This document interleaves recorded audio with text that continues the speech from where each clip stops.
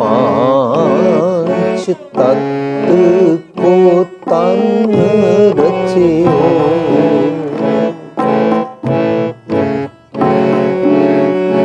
तन रचियो। पांच तत्व को तन रचियो, जानो चतुर सुजान, जानो चतुर सुजान। पांच तत्व तन रचियो, पांच तत्व को तन रचियो, जानो चतुर सुजान, जानो चतुर सुजान।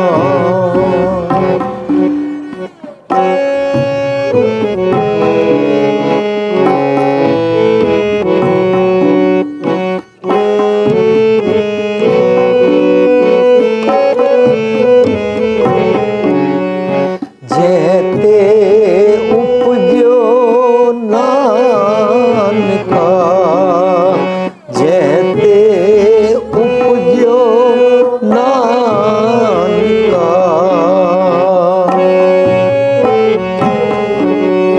जैते उपजो नानका, जैते उपजो नानका। लीन ताहे मेहमान, लीन ताहे मेहमान।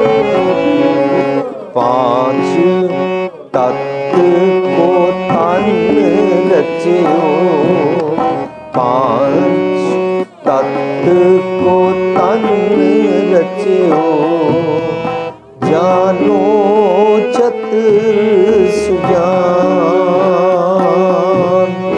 जानो चतुर सुजान।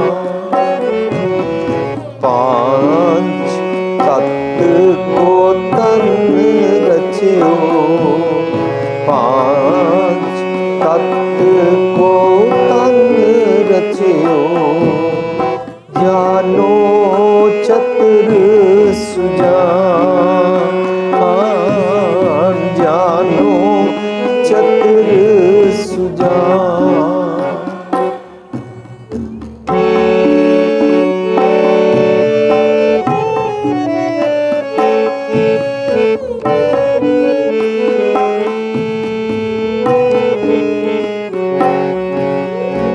जैते उपजो नानका, जैते उपजो, जैते उपजो नानका, जैते उपजो नानका। लीन ताहे मेहमान, लीन ताहे मेहमान।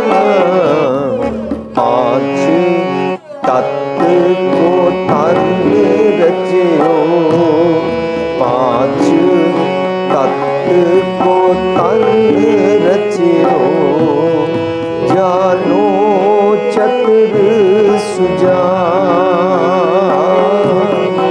जानो चतुर सुजान, जानो चतुर सुजान, जानो चतुर सुजान।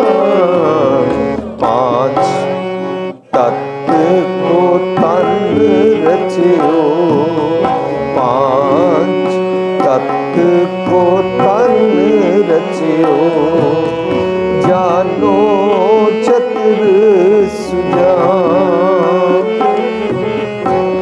जानो चतुर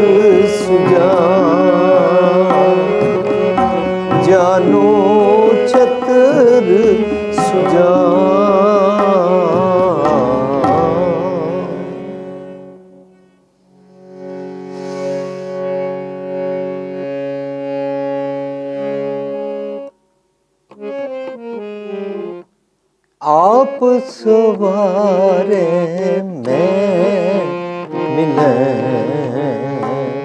आप सवारे मैं मिले,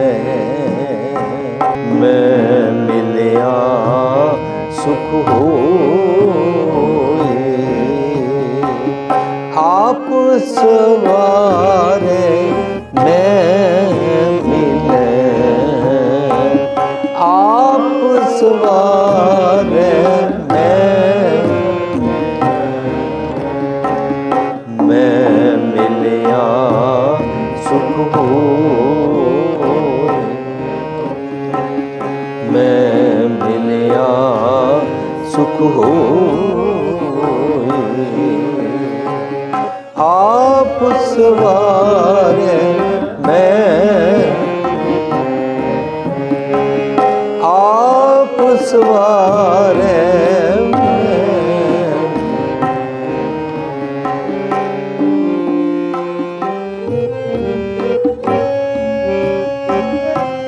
फरीदा जे तू मेरा होए रहे,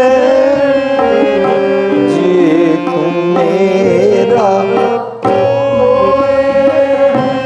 फरीदा जे तू मेरा होए रहे, जे तू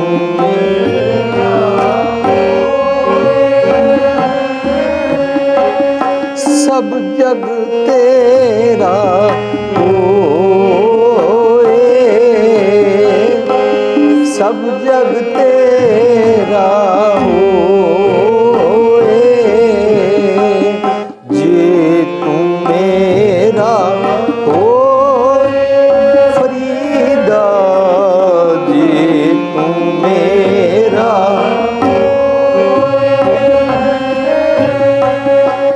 सब जग तेरा होए,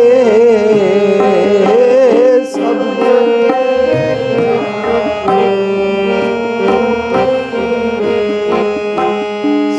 जग तेरा होए,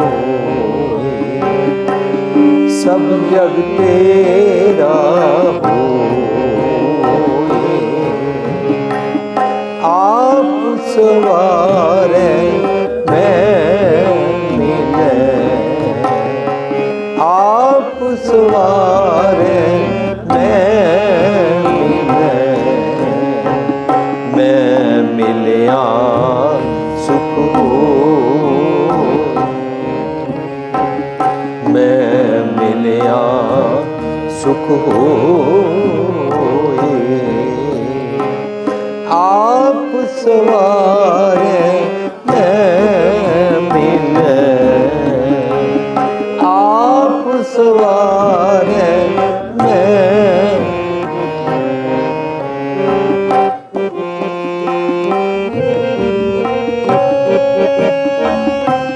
फरीदा जे तू मेरा होए रहे, जे तू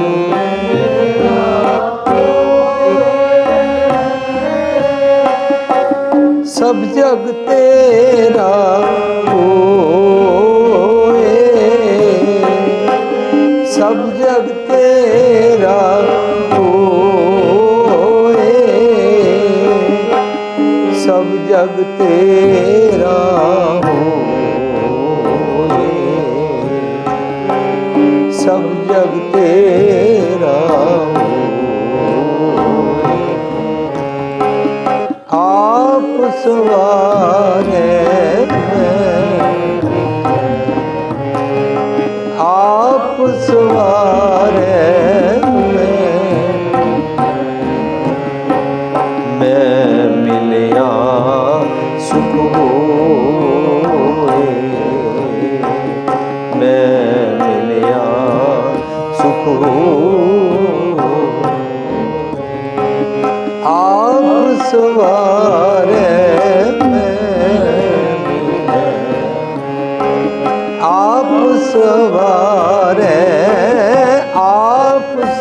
सवारै आप सवारै मैं मिलै। प्यारी साध संगत जी, ਅਸੀਂ रल के सब ने 2 श्लोक गायन किए। पहला श्लोक असी गायन किया, 5 तत्त को तन रचियो, जानो चतुर सुजान, जह ते उपजेओ नानका, लीन ताए मैं मान।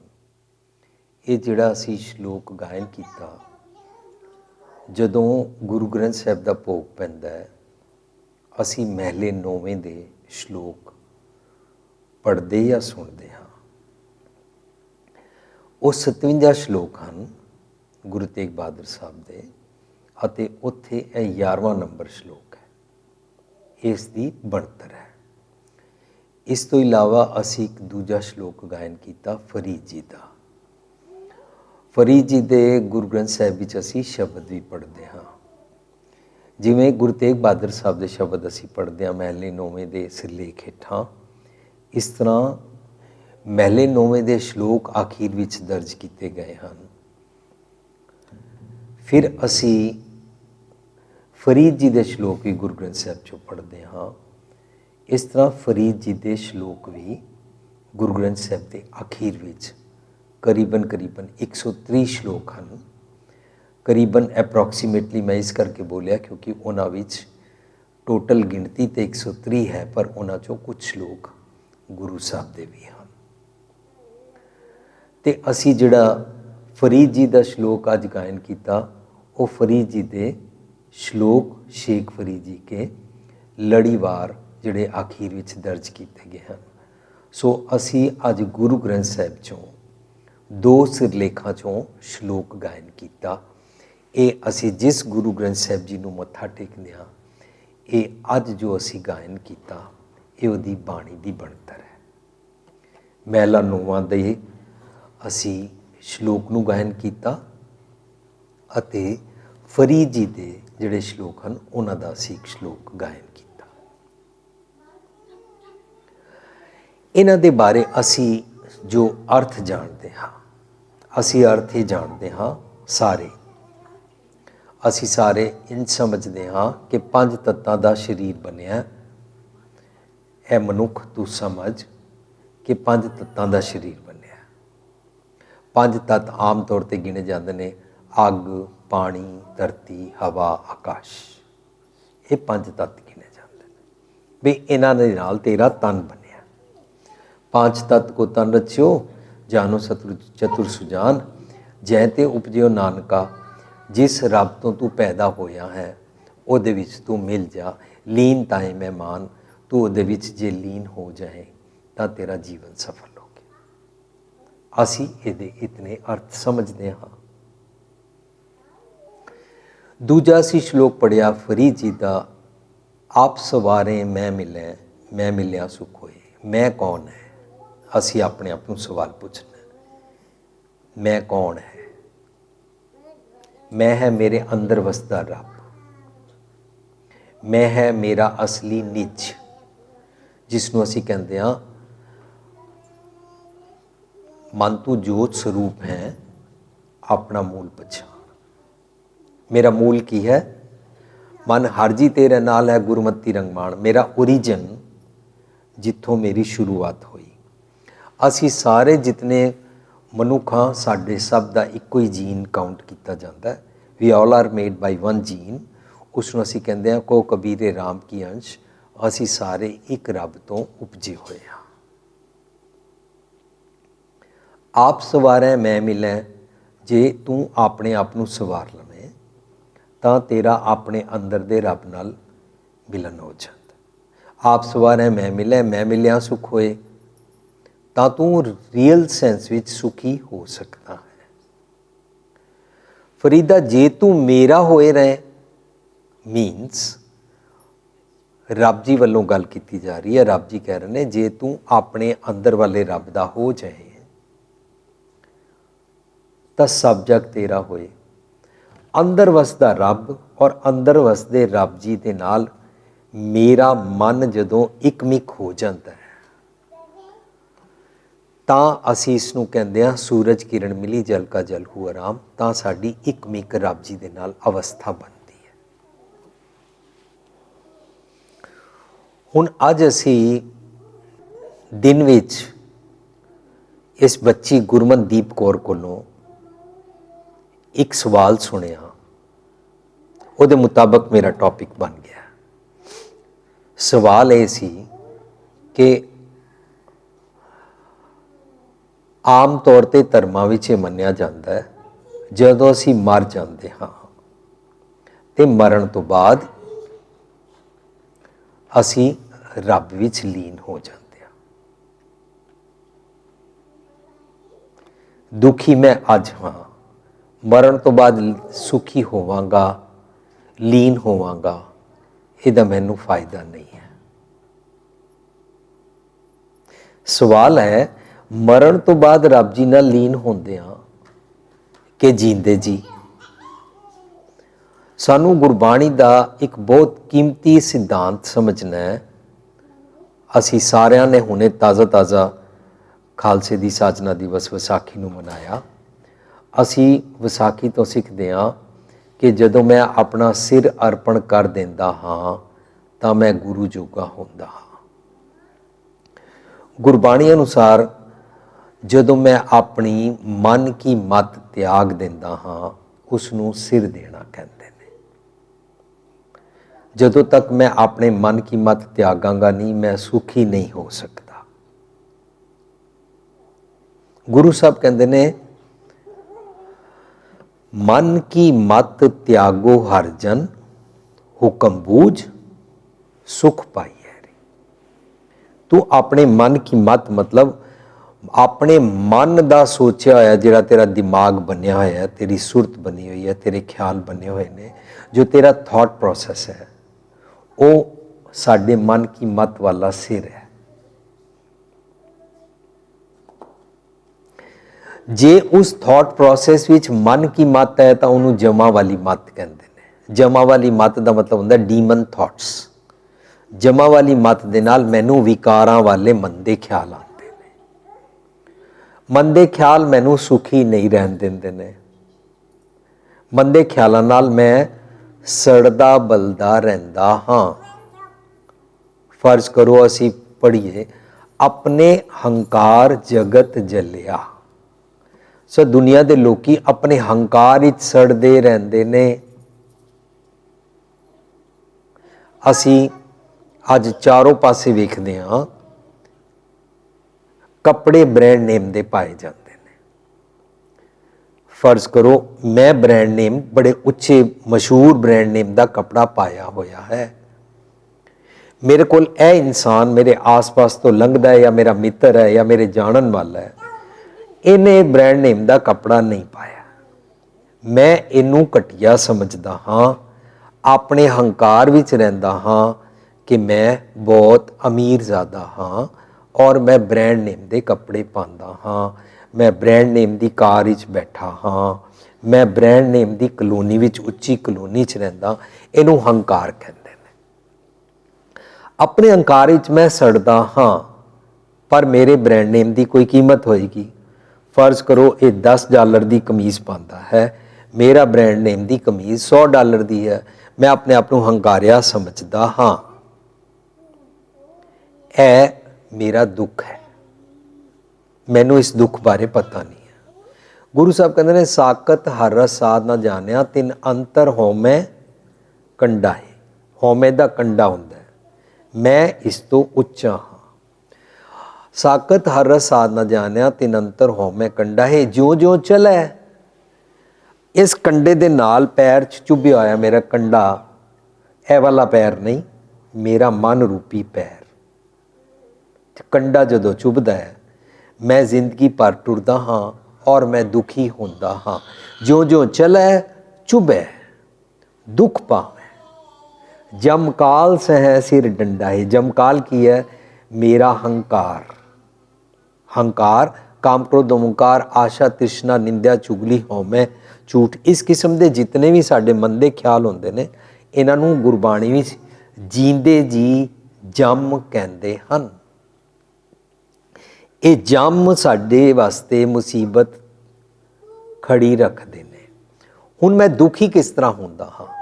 ਮੇਰਾ $100 ਦੀ ਕਮੀਜ਼, ਇਹਦੀ $10 ਦੀ ਕਮੀਜ਼, ਆਪਣੇ ਆਪ ਨੂੰ ਮੈਂ ਸੁਪੀਰੀਅਰ ਸਮਝਦਾ ਹਾਂ। ਉਹਨੂੰ ਕਹਿੰਦੇ ਸੁਪੀਰੀਅਰਿਟੀ ਕੰਪਲੈਕਸ। ਆਪਣੇ ਆਪ ਨੂੰ ਇਸ ਹੰਕਾਰ ਵਿੱਚ ਰਹਿਣਾ, ਮੈਂ ਇਸ ਤੋਂ ਉੱਚ ਜ਼ਾਤ ਦਾ ਹਾਂ, ਜਾਂ ਮੇਰੇ ਕੱਪੜੇ ਇਸ ਤੋਂ ਉੱਚੇ ਨੇ, ਮਹਿੰਗੇ ਨੇ, ਜਾਂ ਕੁਛ ਵੀ, ਮੇਰੀ ਕੋਈ ਵੀ ਪ੍ਰਾਪਤੀ ਦਾ ਹੰਕਾਰ। ਲੇਕਿਨ ਜਦੋਂ ਕਦੇ ਅਚਾਨਕ ਮੇਰੇ ਕੋਲ ਦੂਜਾ ਮਨੁੱਖ ਆਂਦਾ ਹੈ ਔਰ ਉਸ ਦੀ ਕਮੀਜ਼ ਮੇਰੇ $100 ਨਾਲੋਂ ਉੱਚੇ ਬ੍ਰਾਂਡ ਦੀ ਮਹਿੰਗੀ ਹੈ, ਉਸ ਵੇਲੇ ਮੈਂ ਉਸ ਨਾਲੋਂ ਆਪਣੇ ਆਪ ਨੂੰ ਘਟੀਆ ਮਹਿਸੂਸ ਕਰਦਾ ਹਾਂ। ਇਹ ਮੇਰਾ ਹੰਕਾਰ ਹੈ, ਔਰ ਇਹ ਹੰਕਾਰ ਹੈ ਇਨਫੀਰੀਅਰਿਟੀ ਕੰਪਲੈਕਸ ਦਾ। ਕਈ ਆਪਣੇ ਆਪ ਨੂੰ ਉੱਚੀ ਜ਼ਾਤ ਵਾਲਾ ਸਮਝ ਕੇ ਹੰਕਾਰੇ ਰਹਿੰਦੇ ਹਨ, ਕਈ ਆਪਣੇ ਵਾਲੇ ਆਪ ਨੂੰ ਨੀਵਾਂ ਤੇ ਘਟੀਆ ਜ਼ਾਤ ਵਾਲਾ ਸਮਝ ਕੇ ਹੰਕਾਰੇ ਰਹਿੰਦੇ ਨੇ। ਗੁਰੂ ਸਾਹਿਬ ਕਹਿੰਦੇ ਨੇ, ਇਹ ਜ਼ਾਤ ਕਾ ਗਰਭ ਨਾ ਕਰਿਓ ਭਾਈ। ਇਹ ਜ਼ਾਤ ਦੇ ਗਰਭ ਵਿੱਚ ਤੂੰ ਨਾ ਪੈ। ਇਹ ਅਮੀਰੀ ਗਰੀਬੀ ਦੇ, ਊਂਚ ਨੀਚ ਦੇ, ਗੋਰੇ ਕਾਲੇ ਦੇ, ਤੇਰੇ ਮੇਰੇ ਦੇ, ਜੈਂਡਰ ਡਿਸਕ੍ਰਿਮੀਨੇਸ਼ਨ ਦੇ, ਇਸ ਕਿਸਮ ਦੇ ਵਿਤਕਰਿਆਂ ਤੋਂ ਤੂੰ ਛੁੱਟ ਜਾ। ਗੁਰੂ ਪਾਤਸ਼ਾਹ ਸਾਨੂੰ ਬੜੇ ਢੰਗ ਦੇ ਨਾਲ ਸਮਝਾਉਂਦੇ ਨੇ ਕਿ ਤੂੰ ਇਸ ਤਰ੍ਹਾਂ ਪਲ ਪਲ ਆਪਣੇ ਵਾਸਤੇ ਦੁੱਖ ਬਣਾਈ ਰੱਖਦਾ ਹੈ, ਤੂੰ ਸਦੀਵੀ ਸੁਖੀ ਹੋ ਸਕਦਾ ਹੈ।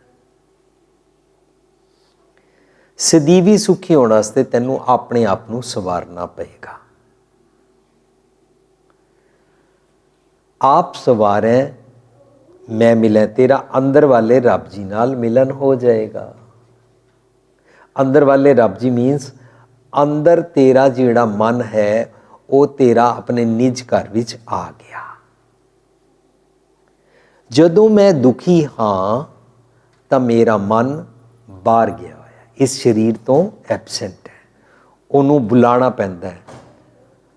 ਮਨ ਪਰਦੇਸੀ ਵੇ ਪਿਆਰੇ ਆਓ ਕਰੇ। ਮਨ ਇੱਥੋਂ ਸਰੀਰ ਤੋਂ ਬਾਹਰ ਚਲਾ ਜਾਏ, ਉਹ ਉਸ ਵੇਲੇ ਪੰਖੀ ਬਣ ਜਾਂਦਾ ਹੈ। ਕਬੀਰ ਮਨ ਪੰਖੀ ਭਇਓ ਉੱਡ ਉੱਡ ਦਹਿ ਦਿਸ ਜਾਏ। ਉਹ ਇਸ ਸਰੀਰ ਤੋਂ ਨਿਕਲ ਕੇ ਬਾਹਰ ਚਲਾ ਜਾਂਦਾ ਹੈ। ਜੇ ਮੈਂ ਇੱਥੇ ਬੈਠਾ ਹਾਂ ਔਰ ਮੇਰਾ ਧਿਆਨ ਅਮਰੀਕਾ ਹੋਵੇ, ਜਾਂ ਮੇਰਾ ਧਿਆਨ ਇੰਡੀਆ ਹੋਵੇ, ਜਾਂ ਮੇਰਾ ਧਿਆਨ ਕੰਮ 'ਤੇ ਹੋਵੇ, ਜਾਂ ਮੇਰਾ ਧਿਆਨ ਕਿਧਰੇ ਬੱਚਿਆਂ ਵਿੱਚ ਹੋਵੇ, ਤਾਂ ਉਸ ਵੇਲੇ ਮੇਰਾ ਮਨ ਮੇਰੇ ਸਰੀਰ ਅੰਦਰ ਨਹੀਂ ਹੈ, ਮੈਂ ਸੁਖੀ ਨਹੀਂ ਰਹਿ ਸਕਦਾ।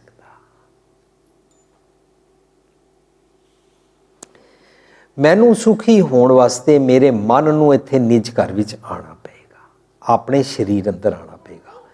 ਗੁਰੂ ਸਾਹਿਬ ਇੱਕ ਸ਼ਬਦ ਵਿੱਚ ਕਹਿੰਦੇ ਨੇ, ਕੋਠੇ ਮੰਡਪ ਮਾੜੀਆਂ ਪਾਸੋਂ ਚਿਤਵੀਆਂ, ਟੱਠੀਆਂ ਕੰਮ ਨਾ ਆਉਣੀ ਰਹਿਣ ਸਖਣੀਆਂ।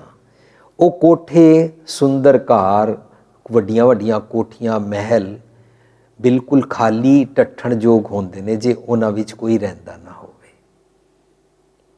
ਮੇਰਾ ਇਹ ਸਾਰਾ ਸਰੀਰ, ਇਹ ਮੇਰਾ ਘਰ, ਇੱਥੇ ਮੈਂ ਮੌਜੂਦ ਨਹੀਂ ਰਹਿੰਦਾ। ਉਹ ਕਹਿੰਦੇ ਨੇ ਆਪ ਸਵਾਰੇ ਮੈਂ ਮਿਲੈ, ਜੇ ਮੇਰਾ ਮਨ ਅੰਦਰ ਆ ਜਾਏ ਔਰ ਇਸ ਘਰ ਨੂੰ ਠੀਕ ਤਰੀਕੇ ਨਾਲ ਸੰਵਾਰ ਲਵੇ।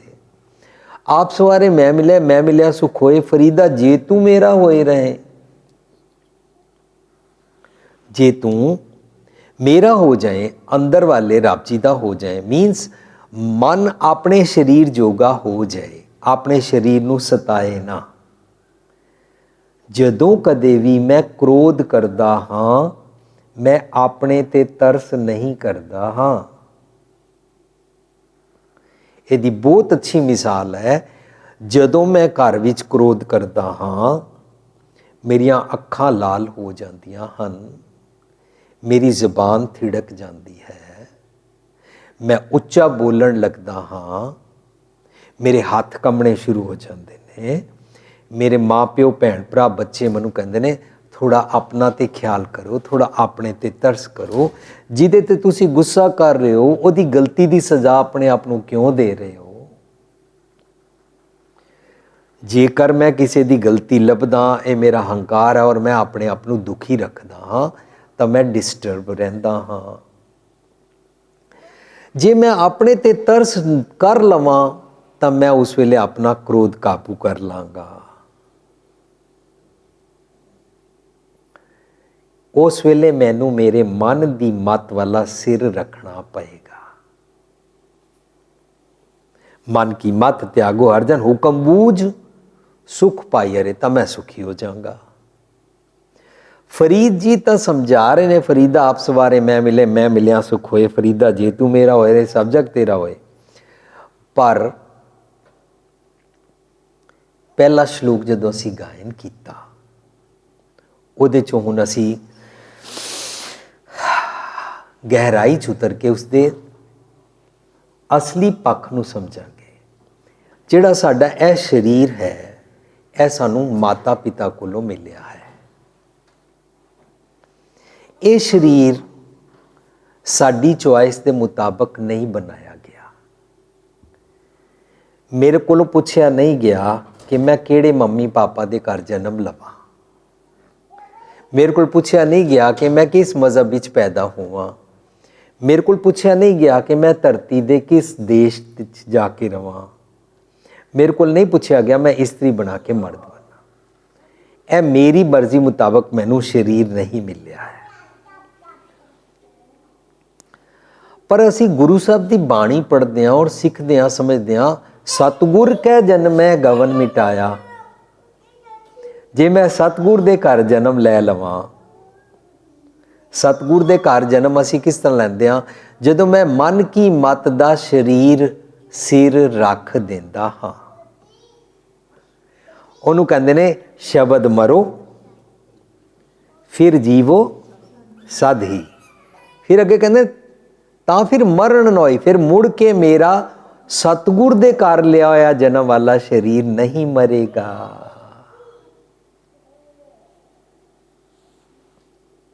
कितना सौखा है।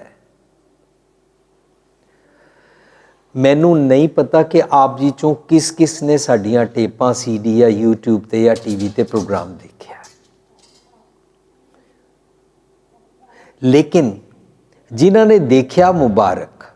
पर नवें सिरों जे असी गल करिए कि असी बाणी चों ये सिखदे हां, मैनू शब्द अज की सिखांदा है। मैनू शब्द सिखांदा है मैं संवरना है। मैनू शब्द बिल्कुल नहीं सिखांदा मैं होरना नू संवारना है। यह शब्द मैनू बिल्कुल नहीं सिखांदा है। इसका लॉजिक, इहदा लॉजिक है, असी सारे कहते हाँ कोई आवे प्रचार करे बच्चियां नू नवीं पनीरी नू सीधे राह पाए। नवीं पनीरी नू पता ही नहीं है कि शराब पीनी है। वड्डे कहते ने असी विआह ते शराब जरूर वरतानी है। फिर वड्डियां नू सवारना चाहिए है कि नवीं पनीरी नू। दूजी गल, वड्डे गालां कड्डदे हन, नवीं पनीरी नू वो गालां सुनाई देंदियां हन, नवीं पनीरी सिख जाती है। ਇਹਦਾ मतलब ਵੱਡਿਆਂ ਨੂੰ सीखना पेगा। नवीं पनीरी कहती है मैं दाज नाल विआह नहीं कराना, ਵੱਡੇ कहते हैं दाज तो देना बनता है। ਵੱਡੀ अपने आप ਨੂੰ समझण वाली जो भी पनीरी है, भावें माता पिता ने, भावें नानके दादके ने, भावें साडा समाज है, वो कहते ने मुंडे वाले हाँ, जबकि नवीं पनीरी वाले मुंडे कुड़ी का वितकरा नहीं करते। गुरबाणी चो असी सीखते हाँ जिस दिन आनंद कारज होंदा है उस दिन असी एक शब्द पढ़ते हाँ, हब्बे सा कुड़ावे डिठे तो पल्ले तैंडे लागी। वो कुड़ी थोड़ी ना मुंडे दे पल्ले लगती है, बल्कि मुंडा ते कुड़ी अते सारे परिवार वाले गुरु ग्रंथ साहिब नूं मत्था टेकदे ने ਤਾਂ ਅਸੀਂ ਗੁਰੂ ਦਾ ਲੜ ਫੜਦੇ ਹਾਂ। ਇਹਦਾ ਮਤਲਬ ਮੁੰਡਾ ਤੇ ਕੁੜੀ ਦੋਨੋਂ ਗੁਰੂ ਪਾਤਸ਼ਾਹ ਦਾ ਪੱਲਾ ਫੜਦੇ ਹਨ, ਦੋਨੋਂ ਬਰਾਬਰ ਹਨ। ਗੁਰਬਾਣੀ ਵੀ ਸਾਨੂੰ ਵਿਤਕਰਾ ਨਹੀਂ ਸਿਖਾਉਂਦੀ। ਨਵੀਂ ਪਨੀਰੀ ਕਹਿੰਦੀ ਹੈ ਮੈਂ ਦਾਜ ਨਹੀਂ ਲੈਣਾ, ਨਵੀਂ ਪਨੀਰੀ ਕਹਿੰਦੀ ਹੈ ਜ਼ਾਤ ਪਾਤ ਕੁਛ ਨਹੀਂ ਹੁੰਦਾ, ਪਰ ਪੁਰਾਣੀ ਪਨੀਰੀ ਕਹਿੰਦੀ ਹੈ ਜੱਟਾਂ ਦੇ ਗੁਰਦੁਆਰੇ ਵੱਖਰੇ ਹੁੰਦੇ ਨੇ, ਪਾਪਿਆਂ ਦੇ ਵੱਖਰੇ ਹੁੰਦੇ ਨੇ, ਰਾਮਗੜੀਆਂ ਦੇ ਵੱਖਰੇ ਹੁੰਦੇ ਨੇ। ਇਹਦਾ ਮਤਲਬ ਸਾਨੂੰ ਕਿਸੇ ਨੂੰ ਨਹੀਂ ਸਿਖਾਣਾ, ਮੈਨੂੰ ਗੁਰਬਾਣੀ ਚੋਂ ਸਿੱਖਣਾ ਹੈ, ਮੈਂ ਆਪਣੇ ਆਪ ਨੂੰ ਸੰਵਾਰਨਾ ਹੈ। ਤੁਸੀਂ ਸਾਰੇ ਜਹਾਜ਼ ਤੇ ਬੈਠਦੇ ਹੋ, ਇਹ ਗੱਲ ਮੈਨੂੰ ਬਾਰ-ਬਾਰ ਸਾਂਝ ਕਰਨੀ ਪੈਂਦੀ ਹੈ। ਜਹਾਜ਼ ਵਿੱਚ ਬੈਠਦੇ ਹਾਂ, 에ਅਰ ਹੋਸਟੈਸ ਤੁਸੀਂ ਜਿਤਨੀ ਵਾਰੀ ਮਰਜ਼ੀ ਬੈਠ ਜਾਓ ਔਰ ਉਹ ਦਿਨ ਵਿੱਚ ਭਾਵੇਂ 4 ਵਾਰੀ ਤੁਹਾਨੂੰ ਜਹਾਜ਼ ਵਿੱਚ ਮਿਲੇਗੀ। ਛੋਟੀਆਂ ਛੋਟੀਆਂ ਫਲਾਈਟਾਂ 'ਚੋਂ ਬਾਰ-ਬਾਰ ਆਉਂਦੀ ਜਾਂਦੀ ਹੈ। ਉਹ ਚਾਰੋਂ ਵਾਰੀ ਇਹ ਨਹੀਂ ਸੋਚਦੀ ਕਿ ਇਹ ਪੈਸੇਂਜਰ ਪਹਿਲਾਂ ਆਇਆ ਹੋਇਆ ਸੀ, ਇਹਨੂੰ ਪਤਾ ਹੈ, ਔਰ ਇਹ ਵੀ ਨਹੀਂ ਸੋਚਦੀ ਕਿ ਮੈਂ ਪਹਿਲਾਂ ਬੋਲ ਚੁੱਕੀ ਹਾਂ ਹੁਣ ਨਾ ਬੋਲਾਂ। ਹਰ ਵਾਰੀ ਬੋਲਦੀ ਹੈ। ਸਾਰੇ ਸੁਣ ਲਵੋ, ਪੰਜਾਬੀ 'ਚ ਮੈਂ ਬੋਲ ਰਿਹਾ। ਉਹ ਕਹਿੰਦੀ ਹੈ ਜਦੋਂ ਆਕਸੀਜਨ ਘਟ ਜਾਏਗੀ, ਆਕਸੀਜਨ ਦਾ ਮਾਸਕ ਆਏਗਾ, ਇਸ ਮਾਸਕ ਨੂੰ ਆਪਣੇ ਮੂੰਹ ਤੇ ਲਾਣਾ ਹੈ। ਫਿਰ ਉਸ ਤੋਂ ਬਾਅਦ ਨਾਲ ਵਾਲੇ ਬੱਚੇ ਅਤੇ ਕਿਸੇ ਬਜ਼ੁਰਗ ਦੇ ਮੂੰਹ ਤੇ ਲਾਣਾ ਹੈ। ਉਹ ਇਸ ਗੱਲ ਨੂੰ ਕੋਟ ਕੇ ਕਹਿੰਦੀ ਹੈ ਕਿ ਯਾਦ ਰੱਖਣਾ ਕਿ ਮਾਸਕ ਨੂੰ ਪਹਿਲਾਂ ਆਪਣੇ ਮੂੰਹ ਤੇ ਲਾਣਾ ਹੈ। ਅਸੀਂ ਗੁਰਬਾਣੀ 'ਚੋਂ ਪੜ੍ਹਦੇ ਹਾਂ, ਪਵਨ ਗੁਰੂ ਪਾਣੀ ਪਿਤਾ। ਗੁਰੂ ਪਵਨ ਹੈ। ਗੁਰੂ ਮੈਨੂੰ ਮੇਰੇ ਦੁਰਲਭ ਦੇਹ ਦਾ ਜੀਵਨ ਬਣਾਉਣ ਵਾਸਤੇ ਮੈਨੂੰ ਪਵਨ ਰੂਪੀ ਆਕਸੀਜਨ ਦਿੰਦਾ ਹੈ, ਜਿਹਦੇ ਨਾਲ ਬਾਹਰਲੀ ਆਕਸੀਜਨ ਦੇ ਨਾਲ ਮੇਰਾ ਹਾਰਟ ਚੱਲਦਾ ਹੈ ਤੇ ਪਵਨ ਰੂਪੀ ਗੁਰੂ ਦੀ ਆਕਸੀਜਨ ਦੇ ਨਾਲ ਮੇਰਾ ਮਨ ਜੀਵਿਤ ਹੁੰਦਾ ਹੈ। ਤੇ ਮੈਨੂੰ ਗੁਰੂ ਦੀ ਗੱਲ ਮੈਨੂੰ ਸੁਣਨੀ ਹੈ। ਅੱਜ ਦਾ ਟੌਪਿਕ ਇਹੀ ਕਹਿੰਦਾ ਹੈ, ਆਪ ਸਵਾਰੈ ਮੈਂ ਮਿਲੈ, ਮੈਂ ਮਿਲਿਆ ਸੁਖ ਹੋਏ, ਫਰੀਦਾ ਜੀ ਤੂੰ ਮੇਰਾ ਹੋਏ ਰਹੇ, ਸਭ ਜਗ ਤੇਰਾ ਹੋਏ। ਹੁਣ ਅਸੀਂ 5 ਤੱਤ ਕੋ ਸ਼ਲੋਕ ਨੂੰ ਸਮਝਾਂਗੇ ਕਿ ਇਹ ਸਰੀਰ ਜਿਹੜਾ ਬਣ ਗਿਆ, ਜਿੰਨਾ ਸਤਿਗੁਰ ਪੁਰਖ ਨਾ ਸੇਵਿਓ, ਸ਼ਬਦ ਨਾ ਕੀਤੋ ਵਿਚਾਰ, ਓਏ ਮਾਨਸ ਜੂਨ ਨਾ ਆਖੀਆਂ, ਪਸ਼ੂ ਢੋਰ ਗਵਾਰ। ਅਸੀਂ ਸੋਚ ਰਹੇ ਸੀ ਮੈਂ ਮਨੁੱਖ ਹਾਂ, ਅਸੀਂ ਸੋਚ ਰਹੇ ਸੀ ਮੈਨੂੰ ਅਨੋਖਾ ਦੇਹੀ ਮਿਲੀ ਹੈ। ਗੁਰੂ ਪਾਤਸ਼ਾਹ ਕਹਿੰਦੇ ਨੇ ਜੇ ਤੂੰ ਸਤਿਗੁਰ ਦੇ ਸ਼ਬਦ ਦੀ ਵਿਚਾਰ ਕਰਕੇ ਵੈਸਾ ਅਮਲੀ ਜੀਵਨ ਬਣਾਇਆ ਹੀ ਨਹੀਂ,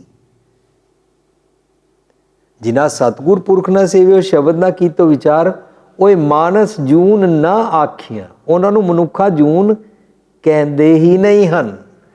They are not called human beings. ਓਏ ਮਾਨਸ ਜੂਨ ਨਾ ਆਖੀਆਂ। ਫਿਰ ਉਹਨਾਂ ਨੂੰ ਕੀ ਕਹਿੰਦੇ ਨੇ ਗੁਰੂ ਸਾਹਿਬ? ਗੁਰੂ ਸਾਹਿਬ ਕਹਿੰਦੇ ਨੇ ਪਸ਼ੂ ਢੋਰ ਗਵਾਰ।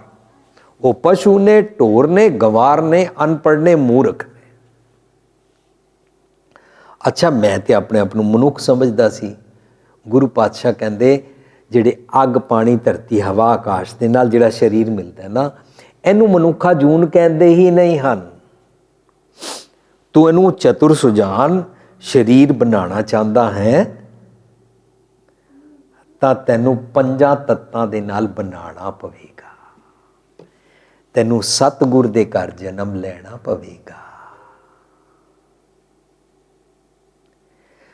ਜੇ ਤੂੰ 5 ਤੱਤਾਂ ਦੇ ਨਾਲ ਆਪਣਾ ਸਰੀਰ ਬਣਾਏ, ਸੋ ਗੁਰਬਾਣੀ ਮੁਤਾਬਕ 5 ਤੱਤ ਬਣਨਗੇ। ਦਇਆ, ਸੰਤੋਖ, ਧਰਮ, ਮਿਠਾਸ, ਨਮਰਤਾ, ਹਲੀਮੀ, ਹੰਬਲਨੈਸ, ਸ਼ੀਤਲਤਾ ਵਾਲਾ ਸੁਭਾਅ, ਸਹਿਜ ਤੇ ਸੰਤੋਖ ਵਾਲਾ ਸੁਭਾਅ। ਇਹ ਤੱਤ ਨੇ। ਇਹਨਾਂ ਤੱਤਾਂ ਦੇ ਨਾਲ ਆਪਣੀ ਰਚਨਾ ਜੇ ਤੂੰ ਕਰਦਾ ਹੈ, then and only then ਜਾਨਹੁ ਚਤੁਰ ਸੁਜਾਨ।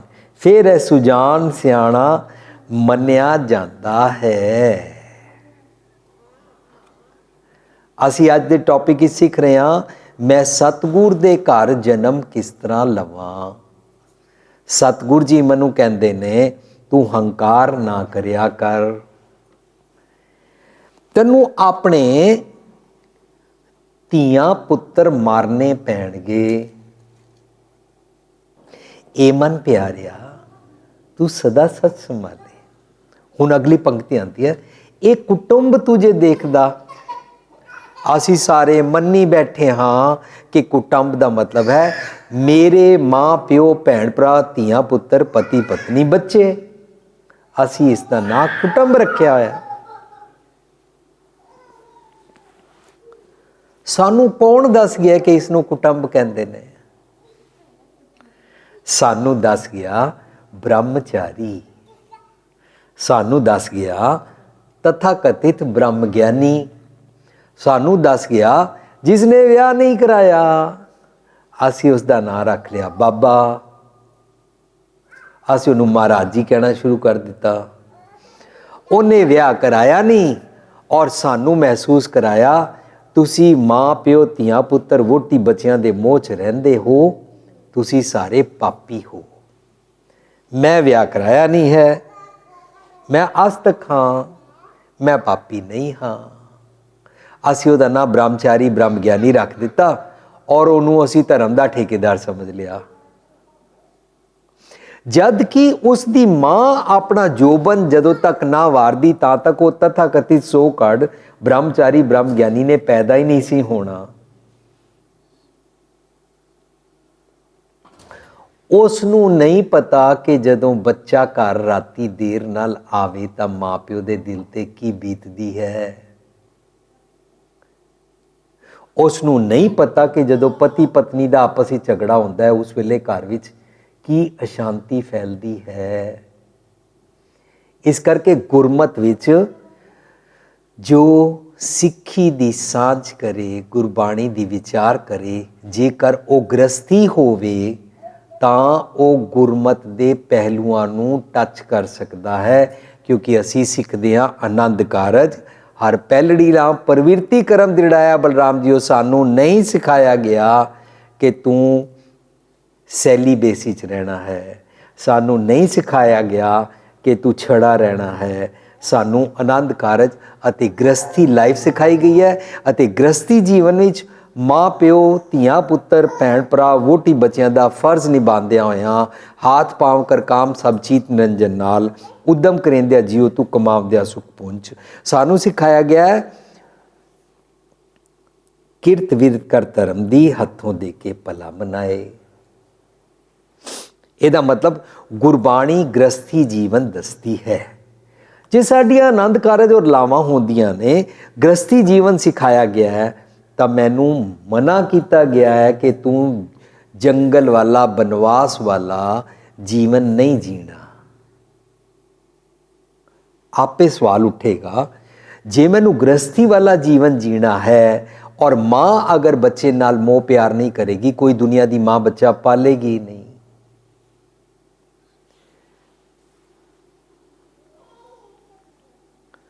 गुरु पातशाह ये सारे रिश्ते गुरबाणी चों रब बारे वरतते ने। तू मेरा पिता, तू है मेरा माता, तू मेरा बंधप, तू मेरा भराता, तू मेरा राखा सबनी थाई। ये सारे रिश्ते गिणदे ने गुरु साहब। इन्हां सारे रिश्तियां नूं साडे जीवन विच टुका के दसदे ने कि तू गृहस्थी है, तैनूं पता है कि ये सारे जज्बात की होंदे ने।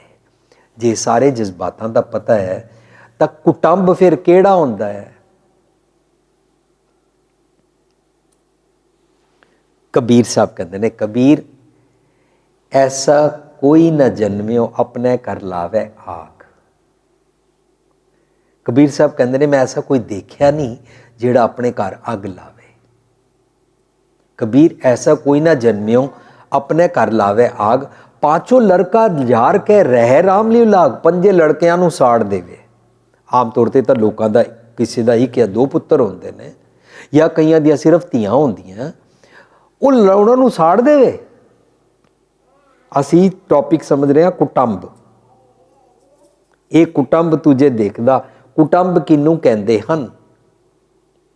कहंदे ने कबीर ऐसा कोई ना जन्मे अपने घर लावे आग, पांचों लड़का जार के रह राम ली लाग। कबीर साहब लड़का किनू कहंदे ने? कबीर साहब अगला एक होर श्लोक उचारते ने, कोहे लड़का बेचे लड़की बेचे कोए, साझा करे कबीर स्यो हरस्यो बनज करे। लड़का अते लड़की गुरबाणी सर लड़के होंदे ने, पांचों लड़का होंदा है काम क्रोध लोभ मोह अहंकार। लड़की होंदा है आशा तृष्णा निंदिया चुगली हौमै झूठ बखीली ਇਹ ਮੇਰੇ ਧੀਆਂ ਪੁੱਤਰ ਨੇ। हर इंसान दे भावें वो शरीरक तौर पर ना भी विआहिया होवे, जिस मर्जी उम्र का होवे, हर इंसान दे अपने मंदे ख्याल उहदे धीआं पुत्तर हुंदे ने। मंदे ख्यालां नूं कुटुंब कहंदे ने। जदों मैं अपने मंदे ख्यालां नूं सवार लांगा, इहनूं कुल उधारै अपना कहंदे ने, अपना कुल उधारना। जदों मैं अपनी मत नूं ठीक कर लवांगा, अपनी कुमत नूं ठीक कर लवांगा, तां मैं अपने संतोख रूपी पिता की गोदी विच आ जाऊंगा। कुमत है मेरी मतरेई माँ। मतरेई माँ मनु संतोख पिता की गोदी ते बैठण नहीं देंदी। इनू ध्रुव का कॉन्सैप्ट कहते हैं। राम जपो जी ऐसे ऐसे, ध्रुव प्रहलाद जप्यो हर जैसे। जे मेरा मन अज संतोख पिता की गोदी च बैठ जाए, मीनस मैं अपना कुटुंब का पिता ठीक कर लिया। जे मेरा मन अज सच की माता दे लड़ लग जावे और उन्होंने पूछे किस उद्यम ते राज मिले, शत्रु ते सब होए पुनीता, मनु संतोख का राज किवें मिले, संतोखी मैं किवें हो जावां, तां वो अपनी मतरेई माँ तो, कुचज्जी माँ तो सुचज्जी माँ की गोदी बैठ गया। सक्की माँ उन्होंने कहते ने माता मत पिता संतोख सत भाई करे विसेक। ये साडी माँ सैमीनार असी कीता सी, उहदे विच असी ये शब्द पढ़िया अते सारे रिश्ते असी किस तरह नवें पैदा करते हैं, अपना पूरा कुटुंब पूरा परिवार नवा किस तरह बनाते हैं सतगुर की मत लैके। अपने नवें माता पिता असी पैदा करते हैं। उन्होंने कहते हैं जिस सिमरत सब किल विखनासे पितरी होए उधारो। मेरे पितर, मेरे मंदे ख्यालों वाले माता, मंदे ख्यालों वाला पिता नूं मैं ठीक किया, नूं पितरी उधार कहते हैं। दुनिया पितरी उधार श्राद्धा नूं समझदी है, गुरु साहब पितरी उधार कहते हैं अपनी मत माता नूं ठीक कर लै, अपनी सोच पिता नूं ठीक कर लै। जदों माता नूं ठीक कर लीए, पिता नूं संतोख करके ठीक कर लीए, तां इहनूं पितरी होए उधारो कहते हैं। मेरे माता पिता सुचज्जे हो गए, हुण मेरे जिहड़े भैण भरा बनणगे वो सारे सैमीनार मां सैमीनार जिहदी असीं तुहाडे वास्ते CD लैके आए हां, ਉਹਦੇ ਵਿੱਚ ਅਸੀਂ ਵਿਚਾਰਿਆ कुटुंब। एक कुटुंब तू जे देखदा चलना नहीं तेरे नाल है, जिहड़े मंदे ख्यालां दा तू धीआं पुत्तर इकट्ठे कीते होए ने, तेरे नाल तैनूं अंदर जा वाले रब जी नाल एकमिक नहीं होण दिंदे ने, तैनूं सुखी नहीं होण दिंदे। अंदर वाले माँ प्यो, अंदर वाले कुटुंब नूं ठीक करना है। अंदर वाले कुटुंब नूं ठीक करन दा मतलब चंगे चंगे गुण दा कुटुंब तैयार करना। उन्होंने कहते ने 5 तत्त को तन रचियो। वैन और आई शुड से अनलैस तू 5 तत्तां दा अपना तन बनाए, ये तो शरीर ते बनया ही सी। जदों साडा शरीर बनया होवे और असी चंगे कर्म ना करिए तो सानू किया जाता है। कदे भी किसी ने कुत्ते नूं नहीं किया कुत्ते होए कुत्ता बन, बिल्ली बिल्ली तू बिल्ली बन, घोड़े होए घोड़ा बन, कदी किसी ने जानवरों नूं नहीं किया। लेकिन सानू जरूर क्या बंदे होए बंदा बन। मैं बंदा ही तो नहीं हाँ, मैं करतूत पशु की मानस करदा हाँ, मैं देखण विच मनुख लगदा हाँ पर पशुओं वाली करतूता करदा हाँ। मनु कहंदे ने तू अपना चतुर सुजान शरीर बना, मन तां सकदा है जे तू 5 तत्तां दा अपना शरीर बनावें। सतगुर दे घर आके शब्द मरो फिर जीवो सधी, तां फिर मरना होई। वो जिहड़ा शरीर बनदा है 5 तत्त को तन रचियो, ਉਹਨੂੰ ਕਹਿੰਦੇ ਨੇ ਜਾਨੋ ਚਤੁਰ ਸੁਜਾਨ। ਇਹਨੂੰ ਨਹੀਂ ਕਹਿੰਦੇ ਨੇ। ਇਹਦਾ ਮਤਲਬ ਗੁਰਬਾਣੀ ਚੋਂ ਅਸੀਂ ਸਿੱਖਦੇ ਹਾਂ ਮੈਂ ਸਤਿਗੁਰ ਦੀ ਮੱਤ ਲੈ ਕੇ ਨਵਾਂ ਤਨ ਬਣਾਉਣਾ ਹੈ, ਉਹਨੂੰ ਦੁਰਲਭ ਦੇ ਕਹਿੰਦੇ ਨੇ। ਦੁਰਲਭ ਦੇ ਪਾਈ ਵਡਭਾਗੀ। ਦੁਰਲਭ ਦੇ ਬੰਦੀ ਹੈ ਚੰਗੇ ਚੰਗੇ ਗੁਣਾਂ ਦੇ ਨਾਲ ਆਪਣਾ ਜੀਵਨ, ਆਪਣਾ ਆਚਰਣ, ਆਪਣਾ ਸਦਾਚਾਰੀ ਜੀਵਨ ਬਣਾਉਣਾ, अपने आप को फिक्सअप करना, अपने आप को एलीवेट करना, अपनियां आदतां सुधारना। ਉਹਨੂੰ ਕਹਿੰਦੇ ਨੇ ਸਰੀਰ ਆ ਮੇਰਾ ਇਸ ਜੱਗ ਮੈਂ ਆਏ ਕਿ ਕਿਆ ਤੂੰ ਕਰਮ ਕਮਾਇਆ। ਕਮਾਉਣਾ, ਅਸੀਂ ਕਮਾਉਣਾ ਪੈਸੇ ਸਮਝਦੇ ਸੀ, ਚੰਗੇ ਗੁਣ ਵੀ ਕਮਾਣੇ ਪੈਂਦੇ ਨੇ, ਚੰਗੀਆਂ ਆਦਤਾਂ ਵੀ ਕਮਾਣੀਆਂ ਪੈਂਦੀਆਂ। ਚੰਗੀਆਂ ਆਦਤਾਂ ਕਮਾ ਕਮਾ ਕੇ ਸਾਡਾ ਸੁਭਾਅ ਪੱਕਾ ਬਣ ਜਾਂਦਾ ਹੈ। ਉਹ ਜਿਹੜੇ ਚੰਗੇ ਸੁਭਾਅ ਵਾਲਾ ਸਾਡਾ ਤਨ ਬਣਦਾ ਹੈ ਨਾ, ਉਹਨੂੰ ਜਾਨੋ ਚਤੁਰ ਸੁਜਾਨ ਕਹਿੰਦੇ ਨੇ। ਪਾਂਚ ਤਤ ਕੋ ਤਨ ਰਚਿਓ ਜਾਨੋ ਚਤੁਰ ਸੁਜਾਨ। ਜੈ ਤੇ ਉਪਜਿਓ ਨਾਨਕਾ। ਕਿੱਥੋਂ ਪੈਦਾ ਹੋਏ ਅਸੀਂ? ਰੱਬ ਜੀ ਤੋਂ। ਤਾਂ ਗੁਰਬਾਣੀ ਅਨੁਸਾਰ ਰੱਬ ਦਾ ਕੌਨਸੈਪਟ ਹੈ ਮਰਨ ਤੋਂ ਬਾਅਦ ਨਹੀਂ। ਗੁਰਬਾਣੀ ਅਨੁਸਾਰ ਰੱਬ ਦਾ ਕੌਨਸੈਪਟ ਹੈ ਜੀਵਤਿਆਂ ਮਰ ਰਹੀ ਹੈ, ਜੀਂਦੇ ਜੀ ਮੈਂ ਰੱਬ ਜੀ। ਰੱਬ ਮਤਲਬ ਚੰਗੇ ਗੁਣ।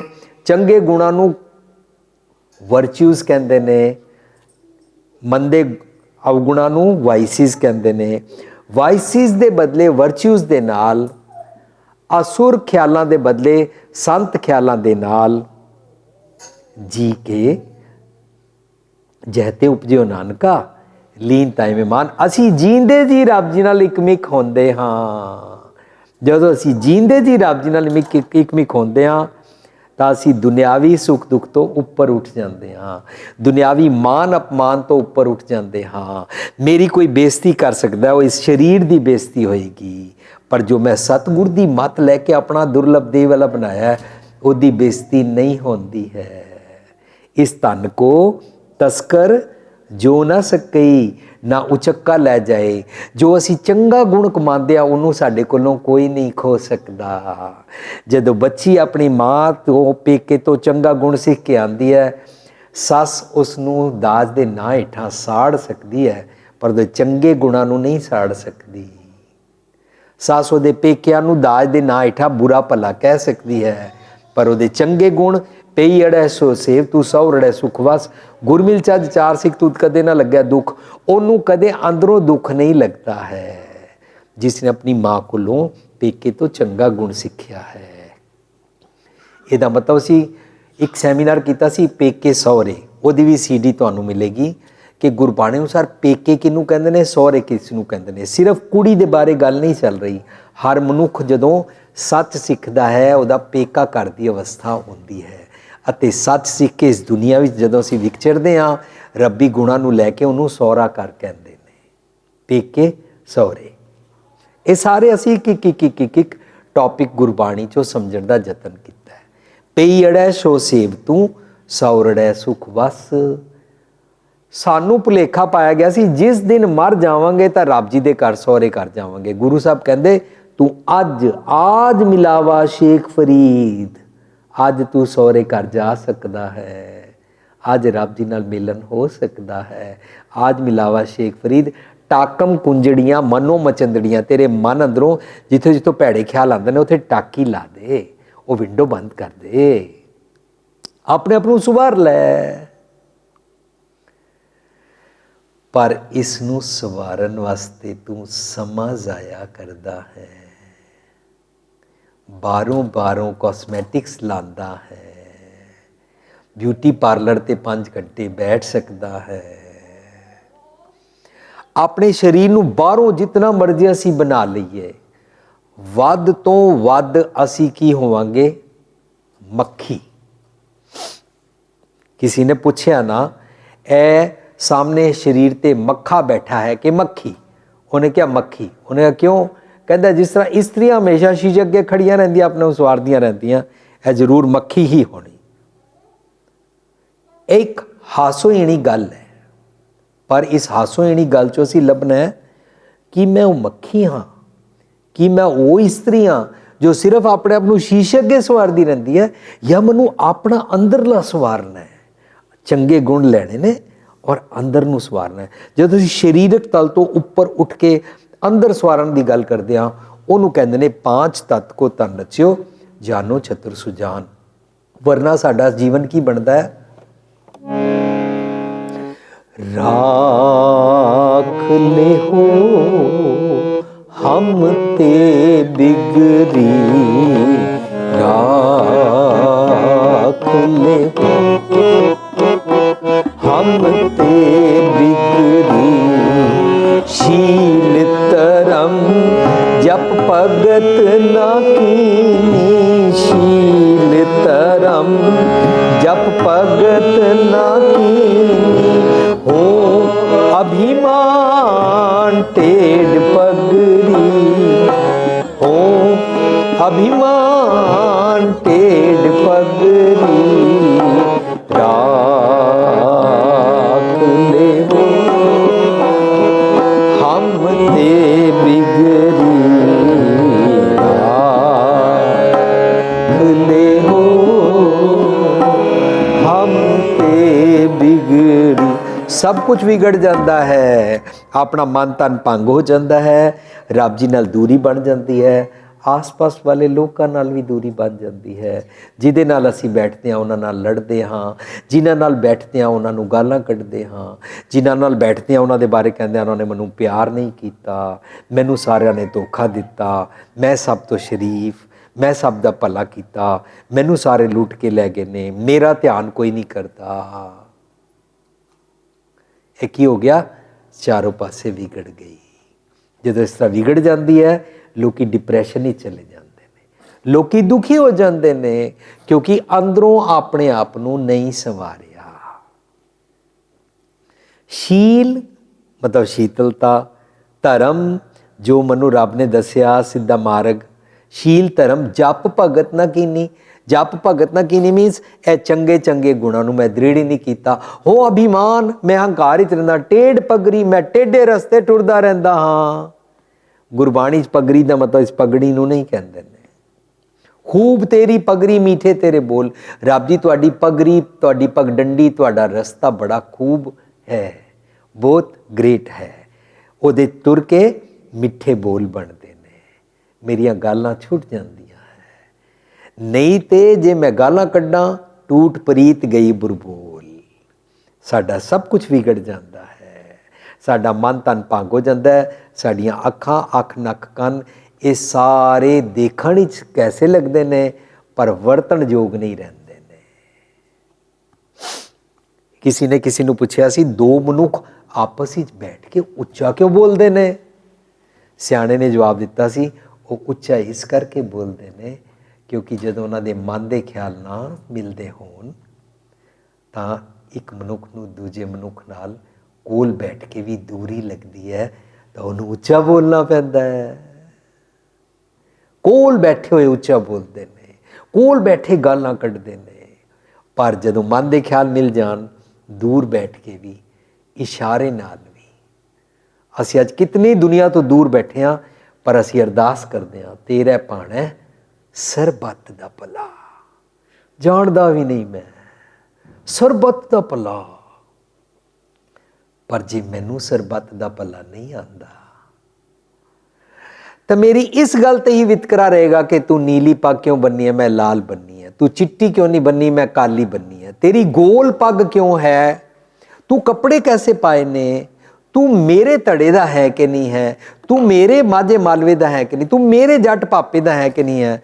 असीं इन्हां धड़ियां विचकार मनुख दे कोल बैठ के मनुख तो दूर, सिर्फ हिंदू मुसलमान सिख ईसाई नहीं लड़ते ने, सिख सिख भी लड़ते ने, मुसलमान मुसलमान भी लड़ते हैं, गुजराती गुजराती भी लड़ता है, क्रिश्चियन भी कैथलिक प्रोटेस्टेंट लड़ते हैं। क्यों? मना करके दूरी हो गई, अपने आप को सवारिया नहीं। जो सवार लैंदा है, जो हर का प्यारा सो सबना का प्यारा, उहदी सब नाल बन आंदी है। क्यों? क्योंकि वो इस जबान दे नाल भाख्या भाव अपार बोलता है, उन्हें अपना चतुर सुजान तन बना लिया।